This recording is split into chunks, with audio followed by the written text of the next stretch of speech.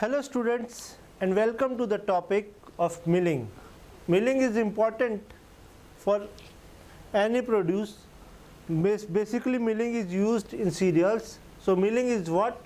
It is a size reduction and a separation process. So either we are going to reduce the size of the material or we are going to separate some like husk from paddy or rice. We are going to husk bran in case of paddy or rice. So either we have to separate the unwanted material from our produce. So that is known as milling. So I am Dr. Sandeep Singh Rana. We are going to take this lecture. So what do you mean by size reduction? Size reduction is known as means the breaking of material into smaller segments. Okay. So if our material is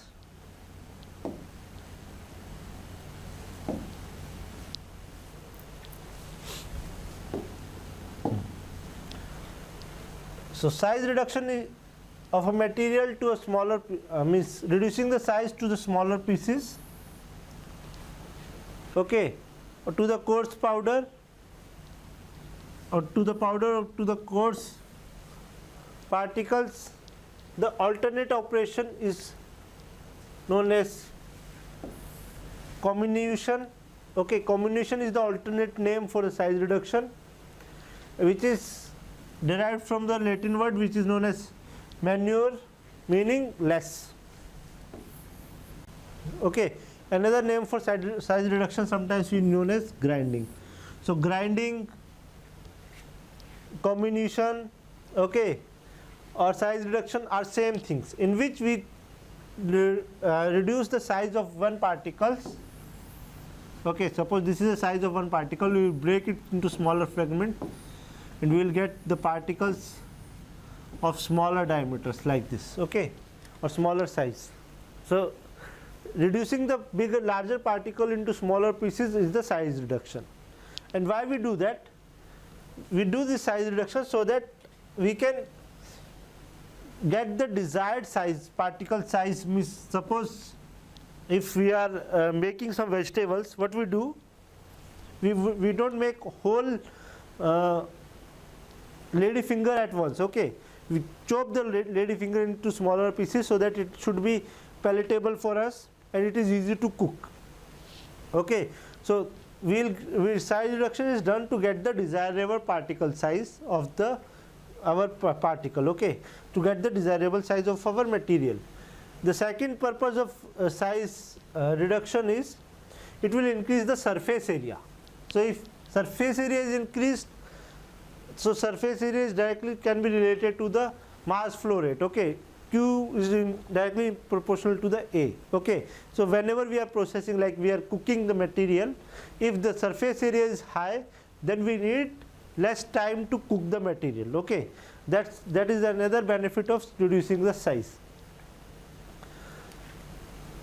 What are the application of size reduction? Size reduction help in rapid solution formation.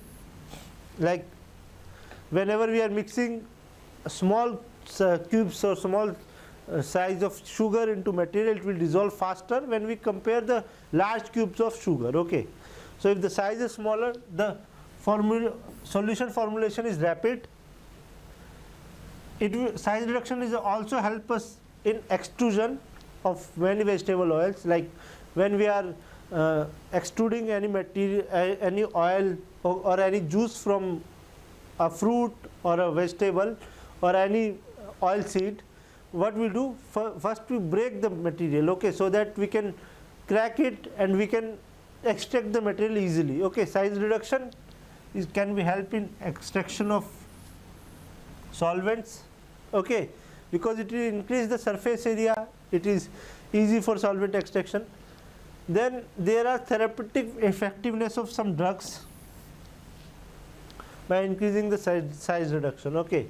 So suppose there are some medicines, okay, when we consume it without breaking, like if we take the example of garlic, when we crush the garlic and then we consume it, we will get the higher amount of nutrition from it relative to the eating garlic, swallowing the whole garlic as it is, okay.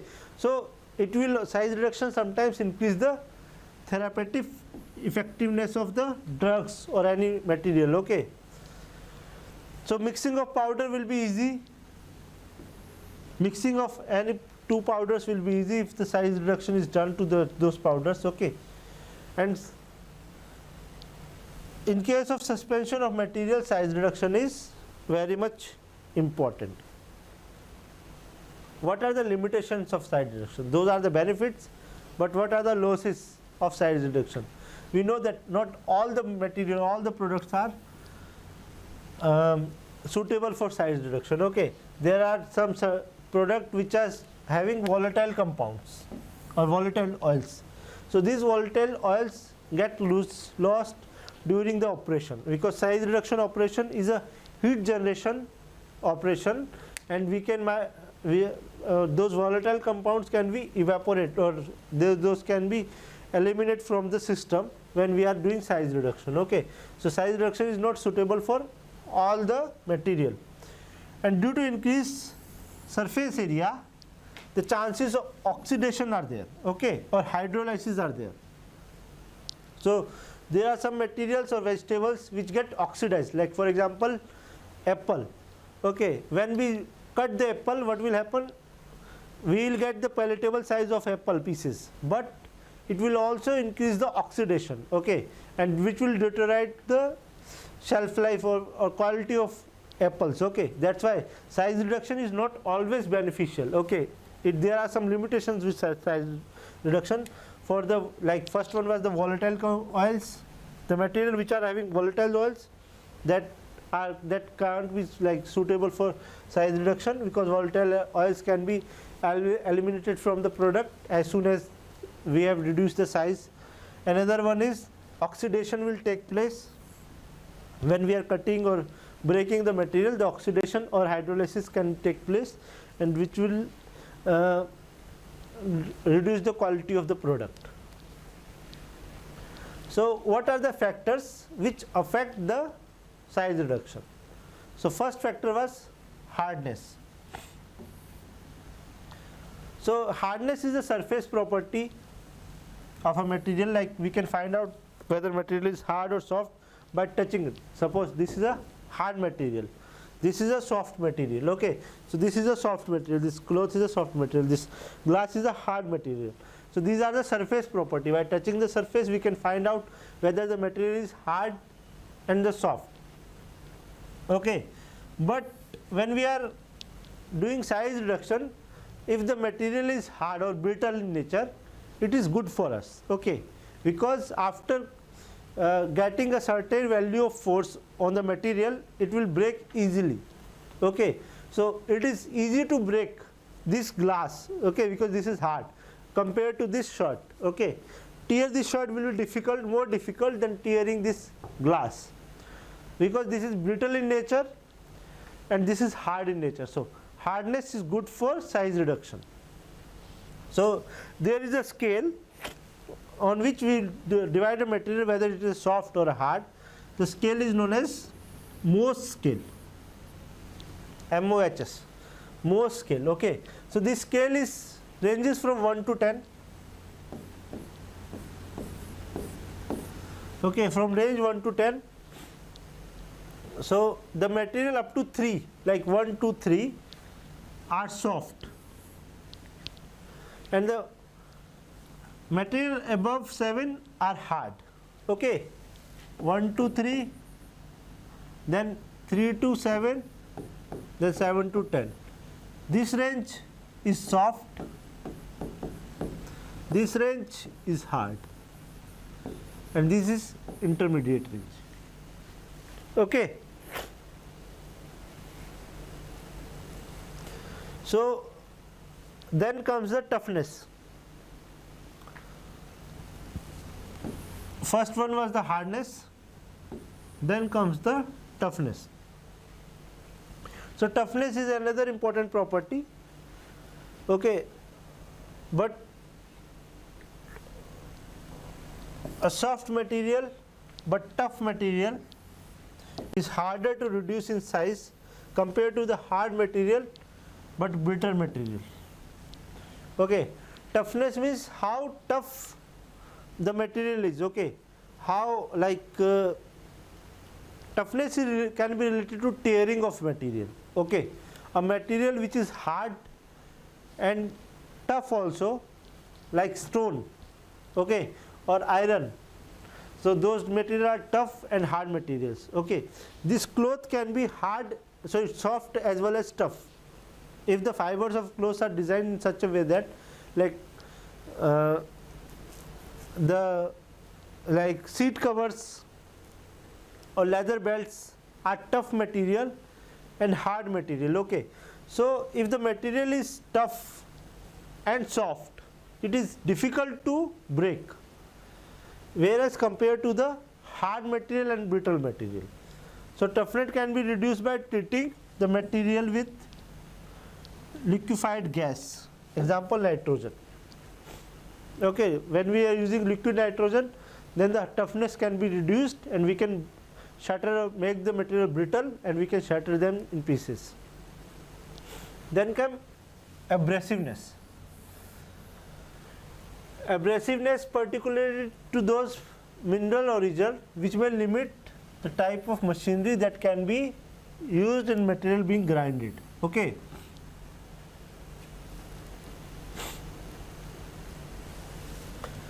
Abrasiveness means it is a surface property.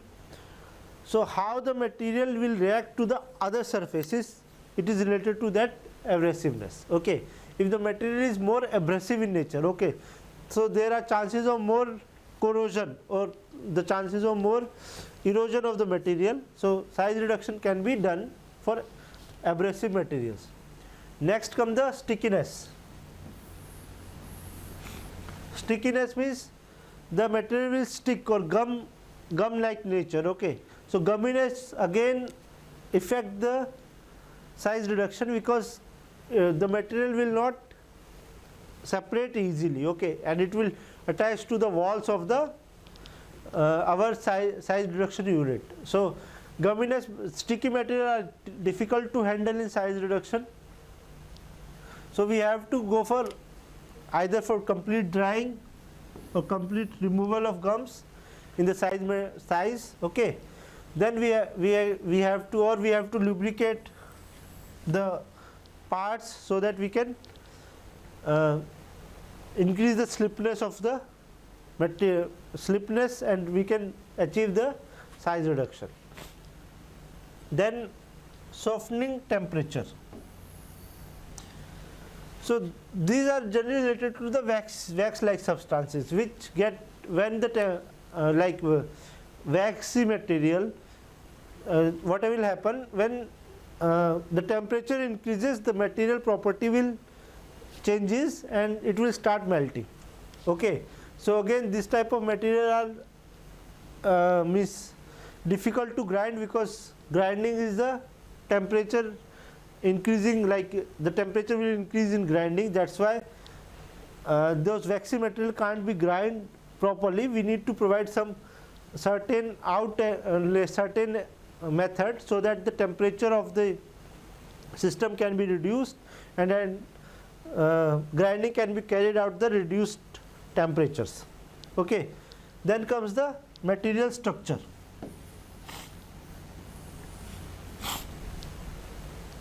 So if the material structure are weak, okay, or cellular structure are there or lining structure are there, then it is easy to grind.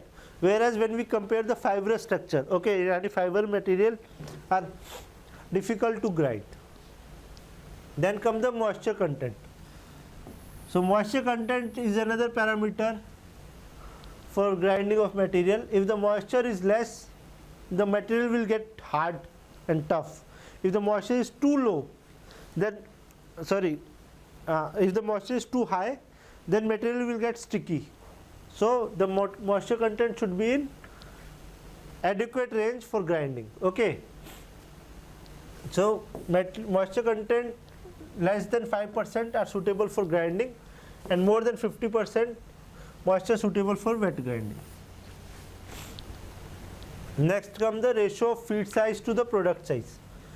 So this is generally related to the energy which we are going to use for size reduction. Okay, so this is generally relate, like if we are going to reduce the particles to very fine, okay, then we need higher energy. Okay, whereas compared to the coarse grinding, the energy will be less. Next will be the cost. The overall cost involves including power consumption and space occupied, labor expenditure and time involved. Okay, so these are the parameters which influence the cost of the grinding. Then the purity required. So when we are carrying the grinding, if we are going to make the aseptic condition, then we have to give more energy and more better ambient conditions so that bacterial contamination can be prevented. Okay, so for that we need more money. So what are the, like, it is a specific to specific material. So depending upon the purity or the requirements, we are going to see which type of grinding we are going to follow. So next one will be the energy requirement of size reduction process.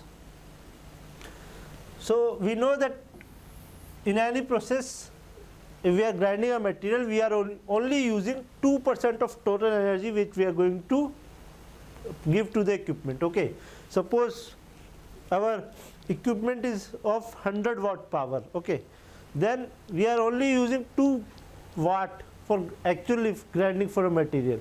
Remaining are going into losses. Okay, so efficiency to energy, like total energy consumption, is so less. So what are the various ways in which we lose energy? So first one is the elastic deformation of particles. Okay, first so much of energy will go in elastic deformation of particle. When we are breaking something, the particle will first deform, then come back to their shape. Okay, so this we can consider like when we are breaking one coconut or groundnut. Okay, take the example of coconut. When we are breaking a coconut, then we have to crush it for 1, 2, 3 times. Okay, no, it won't break in one time because of elastic deformation. We throw it at once, it will come back to its shape because of the elastic deformation. Then there is a plastic deformation also. Okay, so elastic is returning back its structure, then plastic deformation means, again, if the material is plastic in nature, then the breakage will be very breaking of that particle will be very difficult. Then there is a interparticulate friction. Okay, there will be a friction between two particles when breaking. Okay, for that also we need energy. Then particle machine valve friction. There will be a friction between machine and the valve. Okay, for that we have to overcome when we are grinding. Then there are losses in generating heat, sound, vibrations. Okay, so the losses can occur because of all those reasons, and the effective amount of energy which we are using for grinding is just 2%. So what are the principles of size reduction? So there are some laws: Kick's law, Rettinger's law, Bond's law. There are some laws which influences the size reduction. So first is Kick laws. So these laws gives the energy required for crush or to break the material. Okay, E is the energy required to break the material. Okay, so unit of E is kilojoule per kg. How much energy we are needed in 1 joule per kg of material. Okay, so this is Kick's law is related to the size. Okay, based upon the size of material, how much we are going to reduce. Okay, what is the original size, what is the final size? The Kick's law is directly influenced with the size of material. The formula is Kk, which is Kick's constant, ln of di and d2. di will be the initial size particle and d2 will be the final or ground material size particle. And this ratio d1 by d2 is known as the reduction ratio. Okay, and the coarse grind, when we are means doing coarse grinding, this reduction ratio is 8:1 in type of coarse grinding. When there is a fine grinding,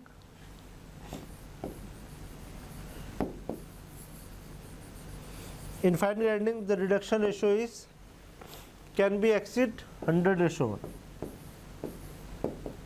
This is maximum. Okay, maximum in coarse grinding, the maximum ratio is 8:1 or 100:1.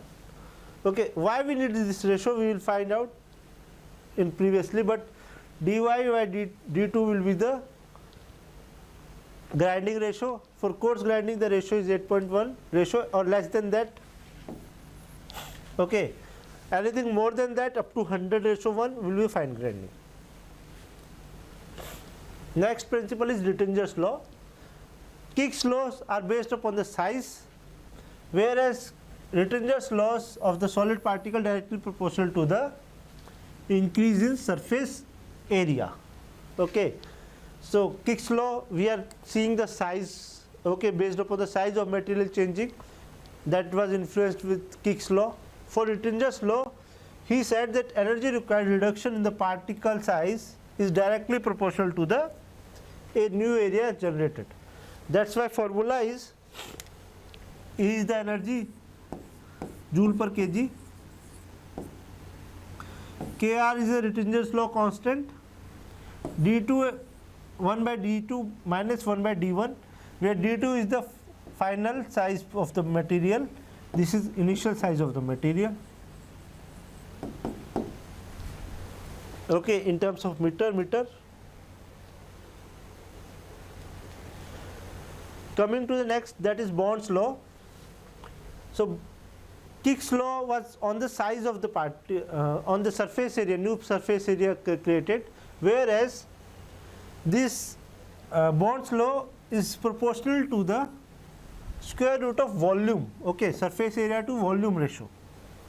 Here, what is the surface area to volume ratio, means what was the initial volume and what is the new surface area, depends upon that ratio. Okay, initially Kick's law was on dimension, single dimension, okay, or size. Rittinger's law was on new surface area proportional to the surface area. Now when we are talking with volume and surface area, okay, surface area to volume ratio, square root of surface area to volume ratio, here comes the Bond's law. Okay, he said that energy required is proportional to the square root of surface area to volume ratio. So here the formula is E by W. W is the work index, under root of 100 by d2 upon under root of 100 by d1, where d2 and d2 are the diameter after grinding, d1 is the diameter before grinding in meters. Again, E is in joules per kg, W is the work index. Okay, so d1 is the diameter of sieve apertures allow 80% of mass of the feed. Okay, and d2 is the diameter of aperture allows 80% of the mass of grounded material. So here in Bond's law only we are going to do sieve analysis. Previous two laws are generally related to the area and diameter directly. Here this d1 is the feet diameter, d2 is the material or ground material diameter. Okay, so when we take the feed and we'll put in the sieve, when 80% of material will pass from this feed, this size is known as d1. Okay, when we take our material or grounded material and when we pass from the sieve in which 80% will pass, the size or the diameter of this sieve is equals to d2. Clear? Hopefully it is clear what is D1 and D2. W is the work index. Here the constant is not Bond's constant. Here the constant is work index constant. Okay, E is the energy. So we have studied all the formulas, okay, but where to use which formula? That is given, that is depend upon the ratio, okay, that reducing ratio we have find out, okay, RR. We have seen reducing ratio, right? RR, not Rajasthan Royals, but reducing ratio, which is equals to initial diameter of the particle to the final or after grinding diameter of the particle. So this will give you the RR. So if RR ratio is 8:1, then it is coarse. Correct, we know that. If it is more than 8:1, up to 100:1, it is fine. Up to 8, up to 100. Correct. So we will find out where it is a fine grinding or coarse grinding.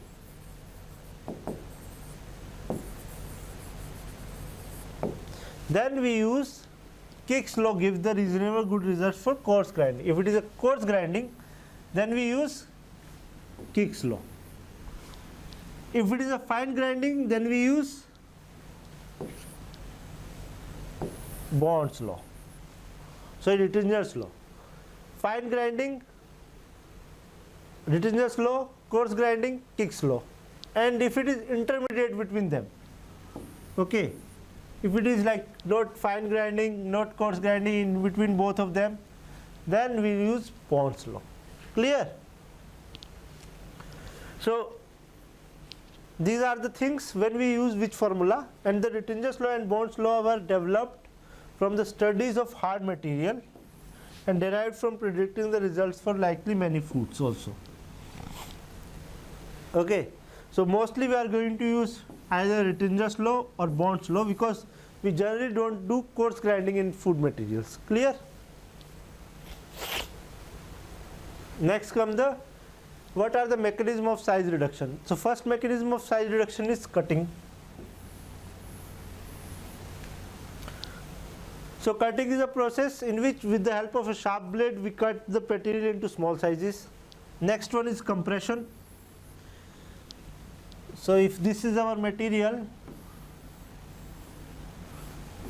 okay, with the help of sharp blade if we are cutting, if the knife is there, then with the help of knife we are cutting the material, then this is a cutting, first one. Then comes the compression. Suppose if our material is here and we are having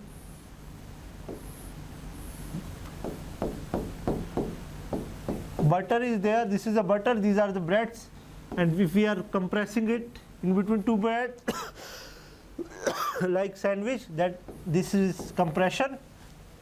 Okay, when the two forces are coming and material is between us, this is a compression. Sorry. Then comes the impact. Third one is impact. There is a solid surface or ground. Okay. And we are keeping one nut over here, and with the help of another motor and piston we are putting impact, okay, sudden force like this. This is impact. Then next one is attrition. Diagram for attrition can be, we are having a mixie and we are making idli powder, sorry, we are making idlis, and our material are here, and this is rotating. This is due to attrition. Okay, so when we are making idlis, okay, our materials are rotating.